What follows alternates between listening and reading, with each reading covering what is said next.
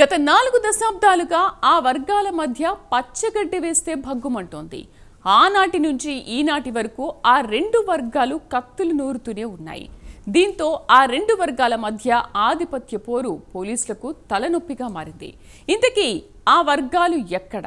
వారి మధ్య ఉన్న ఆధిపత్య పోరేంటో తెలుసుకోవాలంటే అనంతపురం జిల్లా తాడిపత్రికి వెళ్లాల్సిందే.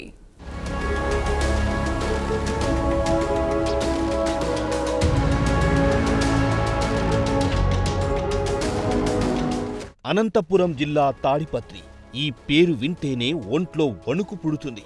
ఎందుకంటే ఇక్కడే జేసీ దివాకర్ రెడ్డి, కేతిరెడ్డి వర్గాల మధ్య ఆధిపత్య పోరు ఈనాటిది కాదు, గత 40 ఏళ్లుగా కొనసాగుతూనే ఉంది.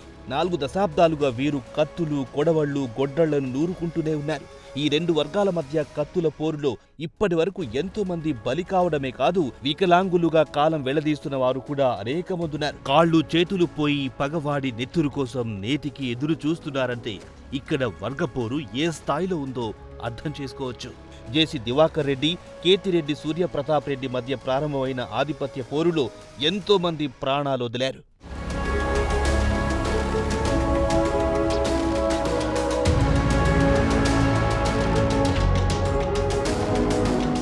జేసీ దివాకర్ రెడ్డి, కేతిరెడ్డి సూర్యప్రతాప్ రెడ్డి ఇద్దరు ఒకప్పుడు కాంగ్రెస్ పార్టీలోనే ఉండేవారు. అప్పట్లో కాంగ్రెస్లో ఉన్న గ్రూప్ తగాదాల కారణంగా జేసీ దివాకర్ రెడ్డి ఓ వర్గంగా ఉండగా, కేతిరెడ్డి సూర్యప్రతాప్ రెడ్డి వైఎస్కు సన్నిహితుడిగా ఉండేవారు. ఈ ప్రాంతం పులివెందులకు సమీపంలో ఉండడంతో పులివెందులలో ఏ అల్లర్లు జరిగినా కేతిరెడ్డి సూర్యప్రతాప్ రెడ్డి వర్గం క్షణాల్లో అక్కడ వాలిపోయేది. పులివెందుల ప్రాంతంలో ఉన్న వైఎస్ వ్యతిరేక వర్గం కేతిరెడ్డి వర్గాన్ని చూసి వెనకడుగు వేసే పరిస్థితి ఉండేదంటే వీరి వ్యవహార శైలి ఎలా ఉండేదో ఇట్టే అర్థం చేసుకోవచ్చు. 1994లో కేతిరెడ్డి సూర్యప్రతాప్ రెడ్డి ధర్మవరం కాంగ్రెస్ టికెట్ ఆశించి భంగపడ్డారు.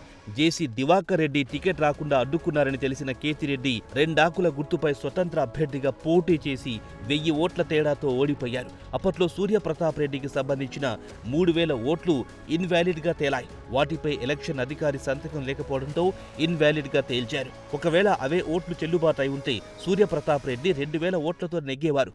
ఆ తర్వాత 1999లో పట్టుబట్టి మరీ ధర్మవరం కాంగ్రెస్ టికెట్ తెచ్చుకున్న సూర్యప్రతాప్ రెడ్డి విజయం సాధించారు. 1999 ఎన్నికల్లో జేసీ దివాకర్ రెడ్డి తాడిపత్రి నుంచి, కేతిరెడ్డి సూర్యప్రతాప్ రెడ్డి ధర్మవరం నుంచి ఎమ్మెల్యేలైనప్పటికీ రాష్ట్రంలో టీడీపీ ప్రభుత్వం ఉండడంతో సద్దుమణిగారు.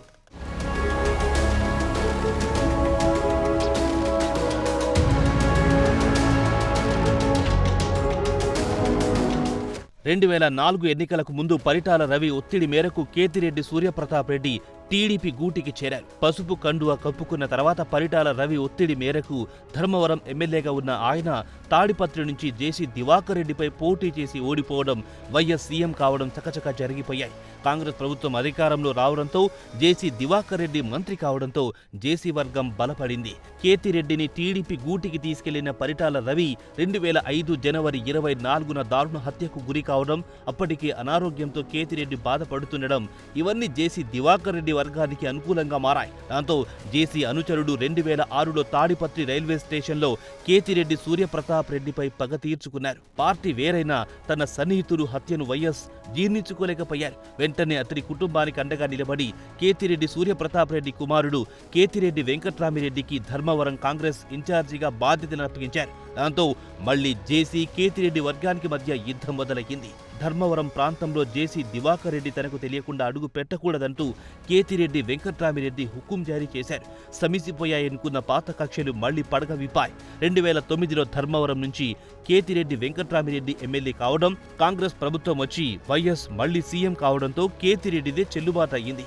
వైఎస్ రెండోసారి సీఎం అయిన తర్వాత ఆ క్యాబినెట్లో జేసీ దివాకర్ రెడ్డికి మంత్రి పదవి దక్కలేదు.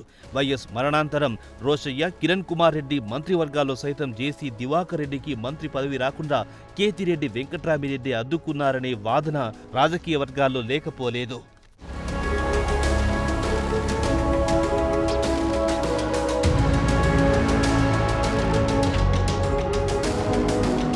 2014 ఎన్నికలకు ముందు జేసీ దివాకర్ రెడ్డి టీడీపీలో చేరగా కేతిరెడ్డి వెంకట్రామిరెడ్డి వైసీపీ గూటికి చేరారు. అయితే 2014 నుంచి 2019 వరకు ఈ వర్గాల మధ్య పోరు మరింత భీకరంగానే కొనసాగింది. 2019లో దివంగత కేతిరెడ్డి సూర్యప్రతాప్ రెడ్డి సోదరుడు కేతిరెడ్డి పెద్దారెడ్డి తాడిపత్రిలో గెలవడం, సూర్యప్రతాప్ రెడ్డి కుమారుడు కేతిరెడ్డి వెంకట్రామిరెడ్డి రెండోసారి ధర్మవరం నుంచి ఎమ్మెల్యే కావడంతో రాజకీయంగా కేతిరెడ్డి వర్గం బలపడింది. అయితే 2024లో పెద్దారెడ్డి, వెంకట్రామిరెడ్డి ఇద్దరు ఓడిపోవడం కేతిరెడ్డి వర్గీయుల్లో నిరుత్సాహాన్ని నింపింది.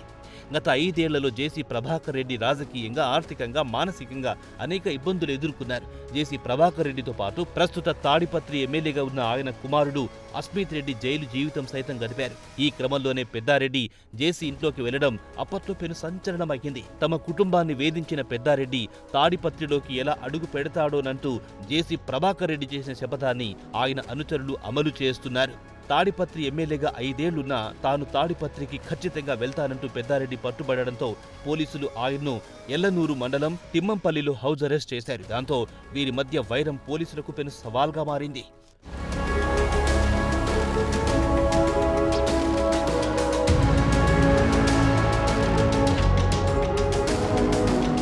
జేసీ, కేతిరెడ్డి కుటుంబాల మధ్య ఇప్పటికీ పచ్చగడ్డి వేస్తే భగ్గుమనేలా ఉంది పరిస్థితి.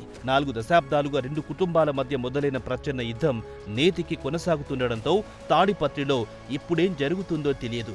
ఏ క్షణంలో ఎవరు ఎవరిపై కత్తులు దూసుకుంటారో తెలియదు. యుద్ధానికి సై అంటూ 2 వర్గాలు రెడీగా ఉండడంతో తాడిపత్రిలో ఎప్పుడూ హై టెన్షన్, తగ్గేదేలే అన్నట్టుగా ఇద్దరు సమరానికి సై అంటుండడం పోలీసులకు ముచ్చెమటలు పట్టిస్తోంది.